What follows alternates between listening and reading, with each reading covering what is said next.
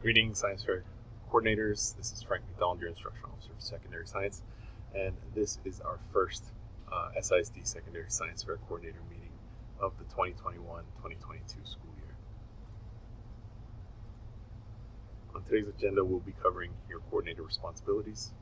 We'll take a look at the Science Fair timeline. We'll look at Science Fair presentations, and we will talk about Science Fair judging.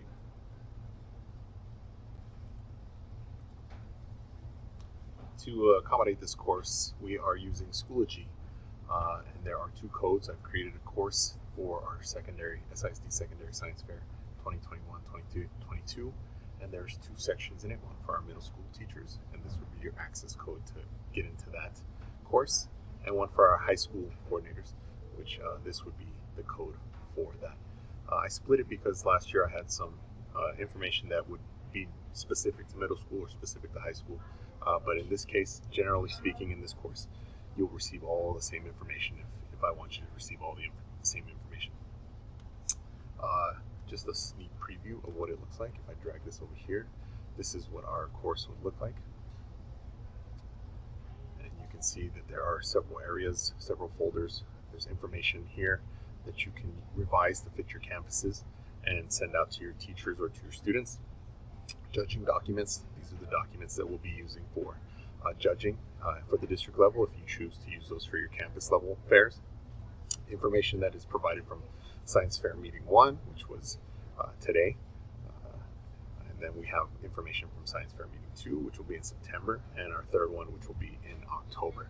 Also, your commitment letter can be found here, and I will talk to you more about that in a little bit. So here's all the information that we have regarding our Schoology course. So first of all, let's talk about your coordinator responsibilities. As a Science Fair coordinator, it is first and foremost it's your responsibility to attend these Science Fair coordinator meetings. In these meetings, I'll be sharing information with you from the district, from Sun Country or the regional Science Fair, and as well from the state Science Fair information that we get from those meetings. We will look for you to coordinate a science fair or project selection process at your campus, so that way you will be in charge of determining how projects will move forward from your campus to the district fair. You'll have to return all required documentation to the district science fair representative, so your commitment letter, your qualifiers, and then for the secondary, it's also part of the responsibility to help with students get onto science here and fill out their paperwork there. And then also, you're going to be part of helping the students to upload their presentations for the virtual fair that we will be hosting this year. There is a slight change. Last year we used Google. This year we will be using Teams, but we're going to follow the same format, and we'll talk about that here in a second. But these are your responsibilities as the coordinator for your particular campuses. As part of that, we ask that you fill out this commitment letter, this Science Fair Coordinator commitment letter, and you can see there's examples of the elementary version and the secondary version here. This is found as an assignment in Schoology, and I'll go back to that to reference it, but in this case you will be giving us your name, and then you'll understand that you are being compensated for your efforts by the district. It'll let you know when the meetings are. It tells you here. You will also let me know when your campus fair is set to be held. You will put in your name here, and by typing in your name there, you are acknowledging your responsibilities as the Science Fair coordinator. You'll give me your email address, your campus, the date you filled it out, and a phone number I can reach you. There is only one stipend per campus, and I don't think that affects any of us for secondary science. So let me go back to the Schoology course. Bring this back over here. I'm going to show you how this works. So on the first page, if you go all the way down to the bottom, you can see there's an assignment here for you. You can also see upcoming. This is a reminder that there is information here that you have to turn in. So if you click on that, it'll take you to this page.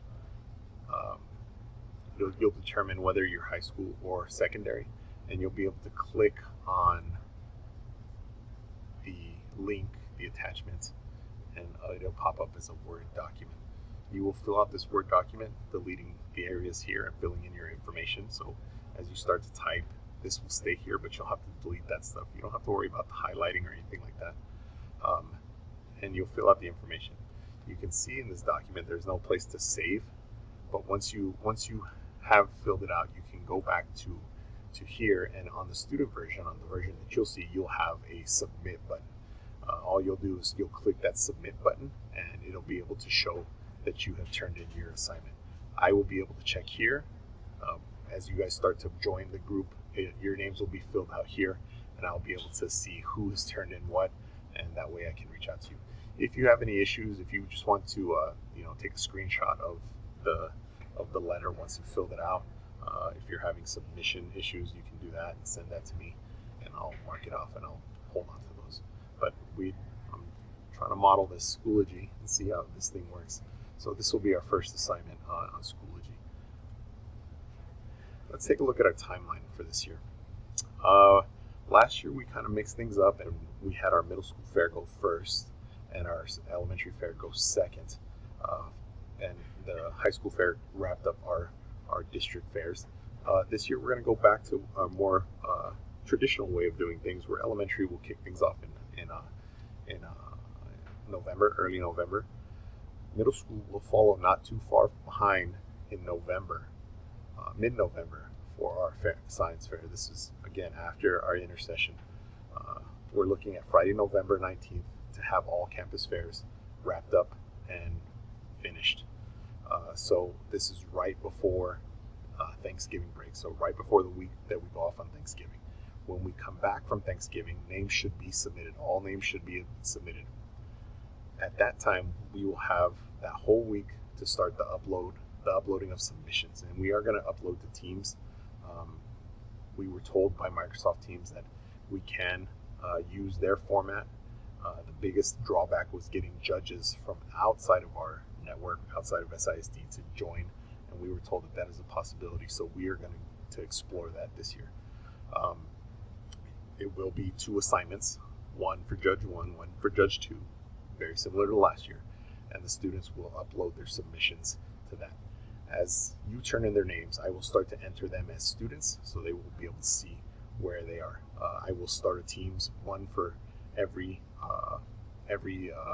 category, for all 21 categories that our students can participate in. So November 29th through December 3rd, they'll upload.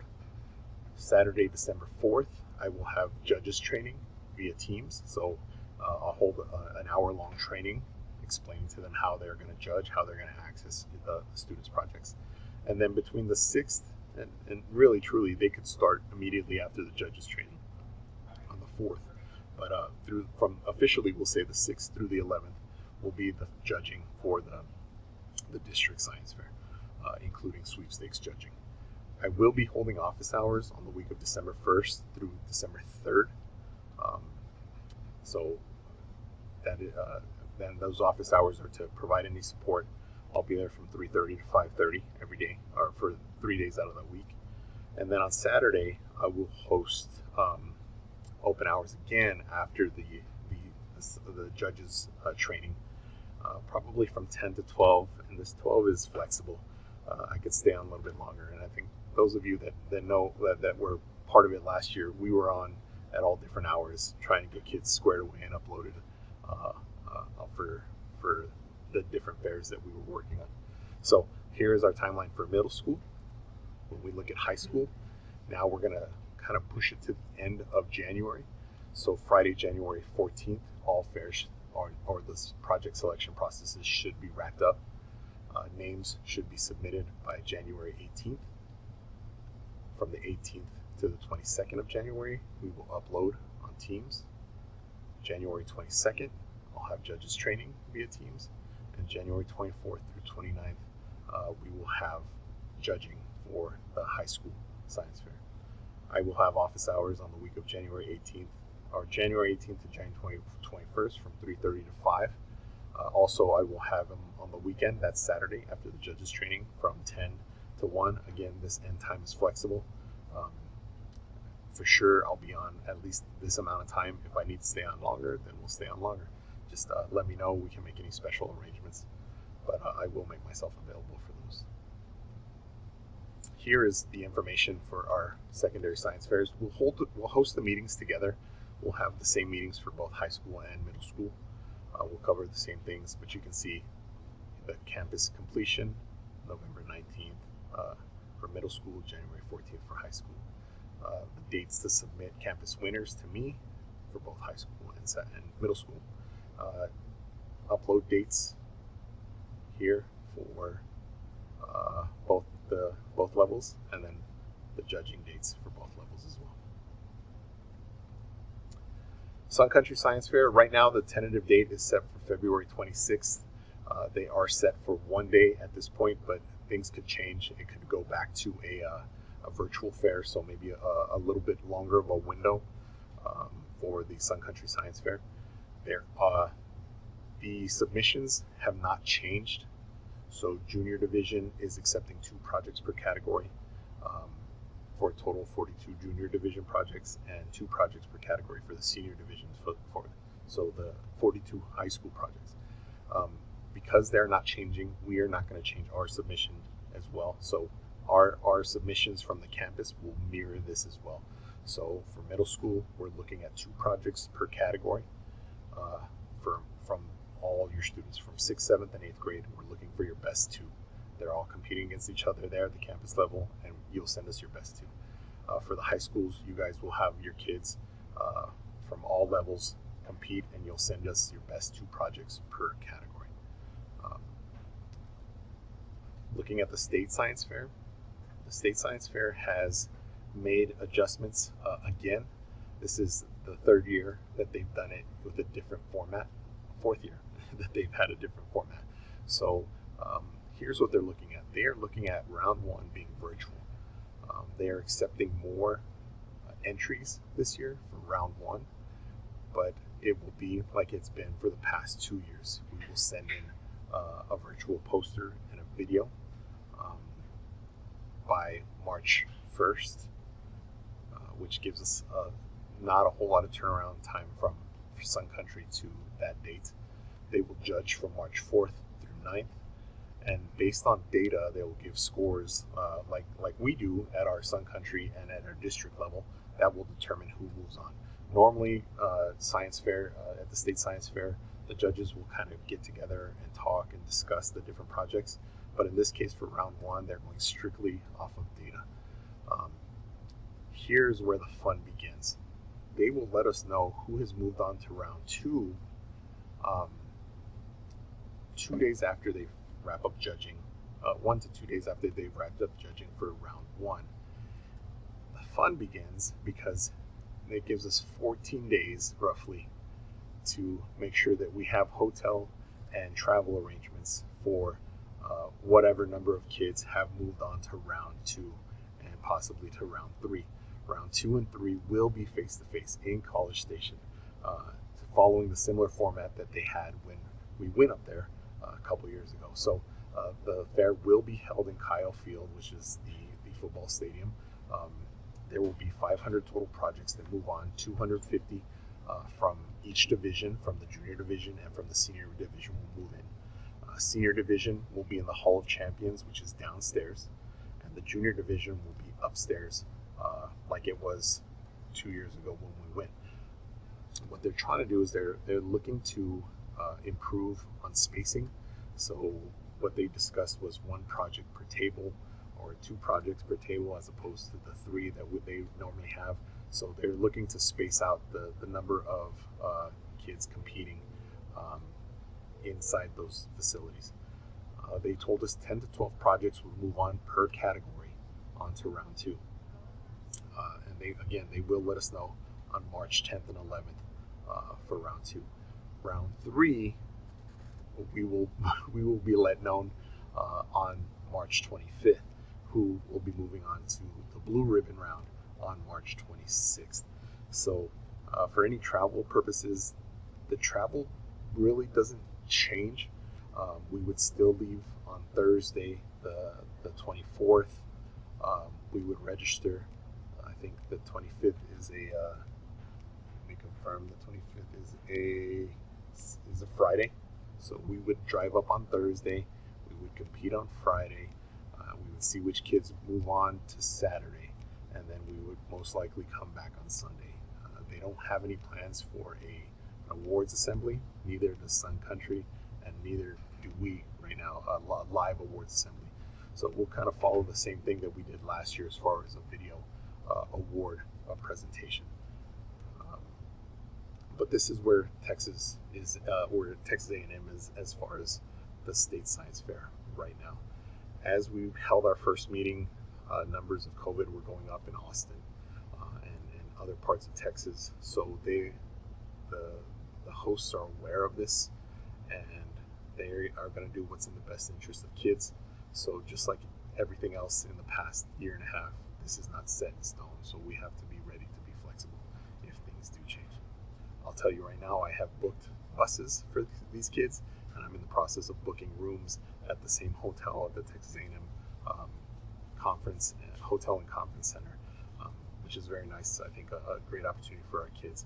But I'll be booking those rooms just in case, in case we make that travel up there. Let's talk about science fair presentations.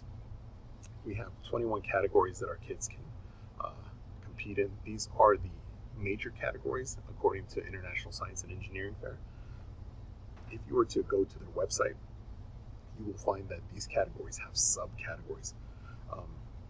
Just a reminder, these are the main categories that we are competing in. So those subcategories will not count. So you can only pick your best two from animal sciences, your best two from behavioral and social sciences, and so on and so forth.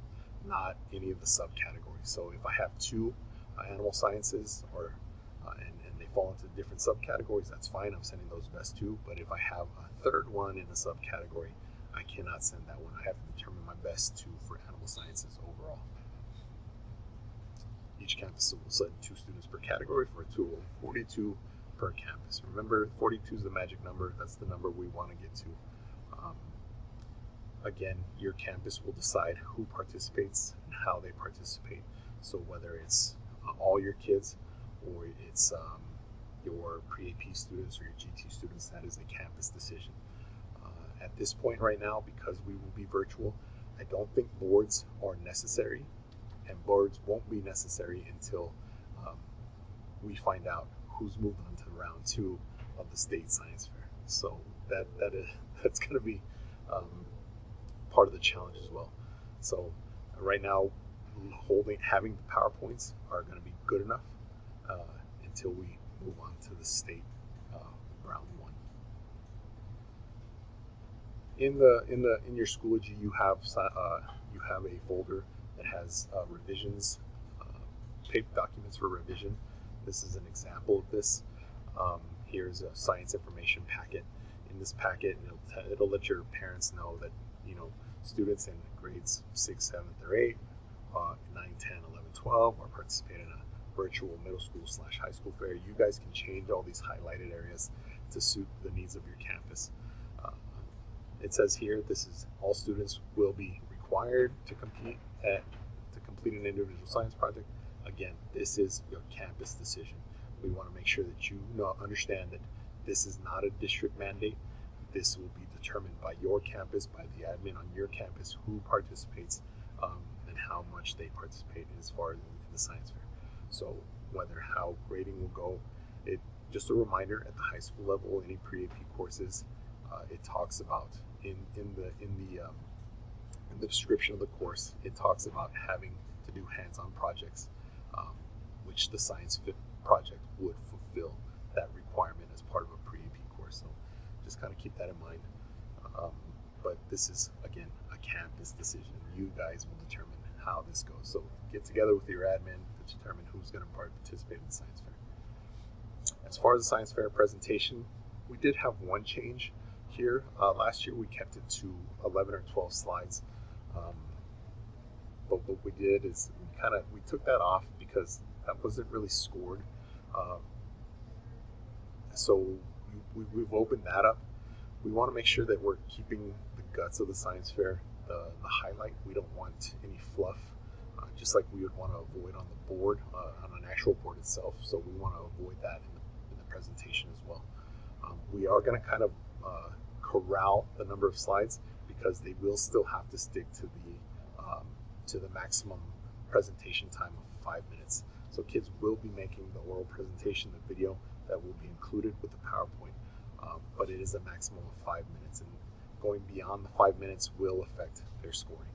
So that's how we kind of want to corral the number of slides. You can change, I did provide you with a template, and you can change the design of the PowerPoint. Now just remember that the PowerPoint template that was provided follows the steps of the scientific method like it would on a science board. So we don't want to mess with necessarily the arrangement of it, but the backgrounds can be changed to suit their needs. Remember, we're looking for something that can be read by judges, can be seen easily by judges. And because of that, we do have a minimum size on font of 12 in order to be able to see things. We don't want to have fonts that are too big where you're getting 2 words per every 2 slides. So we want to make sure that what we create is legible and easy to read, easy on the eyes for the judges. We want to eliminate any animations. Again, we also don't want any videos plugged in or GIFs or anything like that. We want to just make sure that we're maintaining simplicity on the presentation. In that template, there are some directions that are provided as well. As we plug in pictures, remember, pictures should include only the faces of the researcher, unless they have written permission from anybody else that are in the presentation. You can tag that on some slides in the back, or have that's written permission signed and maybe scanned and included in the presentation. That would be fine. Also, these pictures have to be cited, pictures taken by researcher, graphs created by researchers, so on and so forth. So these are things that we want to keep in mind as we're going through our presentations. Here is the example of the template. So last year, as projects were being turned in, I saw these these science materials that kept the same in the back. So these can be changed, but again, the format of it should not be changed. Your campus fair, you have several options that you can choose from. You can run a virtual fair like we are going for the district, where you do have where teams are created on MS Teams if you choose. Judges are put in as teachers, and they are able to grade the projects if you so choose. So it can be virtual. Also, you could do a face-to-face, but again, as things are changing in our city, this becomes a little bit more difficult, I think, or a little more challenging. So if you do want the kids to experience that face-to-face with the judges and to have that open conversation, there's going to be some things that you're going to have to go through to ensure the safety of the kids and the judges and everybody that's coming in. Also, you can have a selection committee where perhaps classroom teachers are selecting their best and sending them to a group, and maybe a group of science teachers are getting together to send your best 2 projects from each of the categories, or to determine those best projects in each of those categories and send on. Maybe you guys have a whole different way of doing it, and if you have a different way of going about the process, let us know, so that way we can start to consider that option as well. So it is a little bit open. There is a little bit of flexibility in how you determine who's going to leave your campus and compete at the district fair. We will talk more about this in our future meetings as far as the uploading of the science fair presentations, but just keep in mind the presentations will include an embedded video. We will save the presentations as a movie, as an MP4, not as a PowerPoint presentation. So that's something that I want to improve on this year that we did from last year, because the state will require that MP4, and the district or the Sun Country Science Fair will require that MP4. So if we can do a lot of this work on the front end, we won't have to worry as much about stuff when we move on to the next levels. So we will talk about creating that or embedding that video into a PowerPoint slide, which I have the video from last year, and I'll be more than happy to share that with you guys. And then we'll talk about uploading. Uploading may be a little bit different this year because it is through Teams and we're not working through Google. Hopefully it'll be a lot friendlier than Google was. And judging. Let's talk about judging. Here is the judging form that we will be using.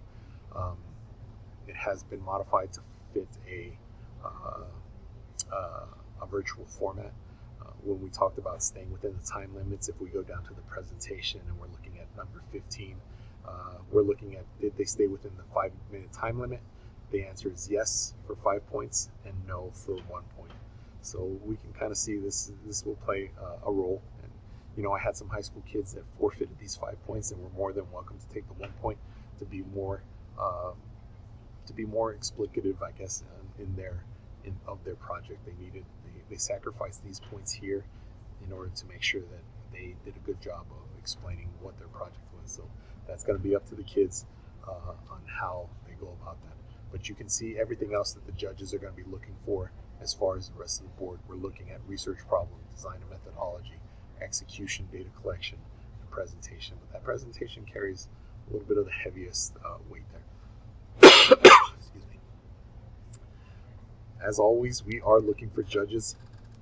A flyer has been created and has been included into the Schoology for judges as part of it. So in the judges folder, you will find the judges sheet that they will be judging using to judge the projects, as well as this flyer, which includes a bit.ly link, which is to a forms for any students that would like to volunteer their time for judging the science fair. So this is specifically for high school students here in SISD, and we know that these kids need to collect service hours. So this is a great way for them to collect those service hours. So for my secondary coordinators, if you guys can relay this out to your kids, we are looking for kids that are in programs, academic programs throughout the district, Synergy, SETA, HPA, programs like that, or the early colleges. That is also a great pool of students for us to pull from. In the form itself, the students are asked to identify whether or not they've competed in the science fair at a campus level, whether or not they've competed in the science fair at the district level, the Sun Country level, the state level, which will help us determine where these kids kind of fall as far as judging experience would go. That, in addition to that question, have you judged the science fair as well? So part of the example is for our elementary fair, if we get a group of students who have competed at the state level, we feel comfortable enough that these students understand the scientific method and the project process enough, if they've competed at the state level, that potentially they could be our sweepstakes judges and they can look for the cream of the crop for our elementary fair. If potentially they've competed at the district level, well, maybe they're looking at our fifth grade projects, and so on and so forth. So that way we kind of eliminate any concern about whether or not the high school kids are aware of the judging process and how it works. So I think we're cleaning that up a little bit on our end to make sure that the students are benefiting from all of this. Again, science here plays a role in what we do. I would love to get all our campus qualifiers to be locked up in Scienteer and updated in Scienteer before coming to the district fair.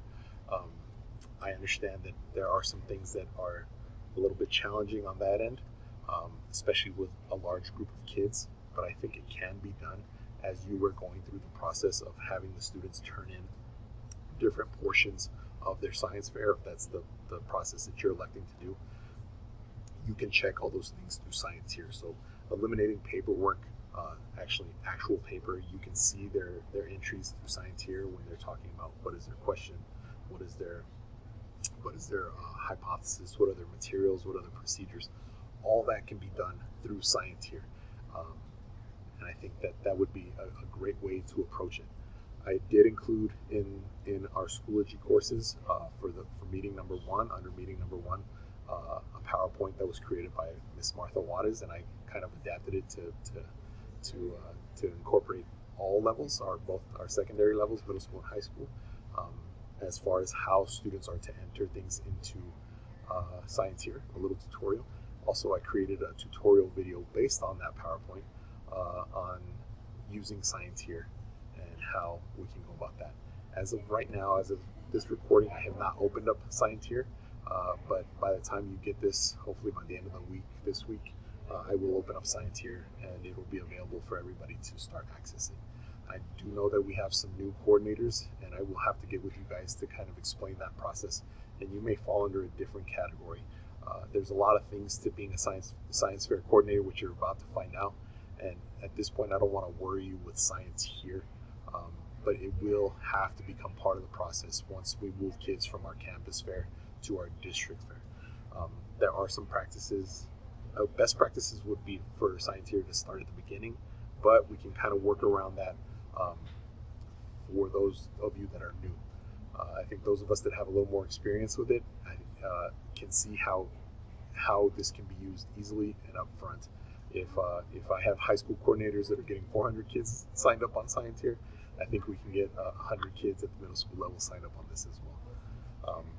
But again, I'm always available for any questions on Science Here, and if I don't have answers, I know people that know answers, so I can find those answers for you. And that is it for our science fair, our first science fair meeting. Here's my information. If you, this is my personal cell phone number, so email works, cell phone works. Send me a text, give me a call. This is my Twitter handle. Post stuff as you guys are going through the process. Post it. I like to retweet. I like and retweet with the things that you guys are doing, so everybody can see what we're doing in this district for science. Again, please log into Science Here. I mean, not Science Here, into Schoology, so you guys have access to those courses. I will send this video out to you via email, or the link for this video via email, and I will include those signups for Schoology as well. So please log into that and start to get in your commitment letters. So that is your first priority. Get your log into Schoology, join the Schoology, and start submitting your commitment letters, figuring out the dates for your science fair. So that is priority number one for all our secondary science fair coordinators. Again, if you have any questions, you know where to find me. Thank you for your flexibility on the quick changes on how we held this meeting. I appreciate your efforts. Thank you. Bye.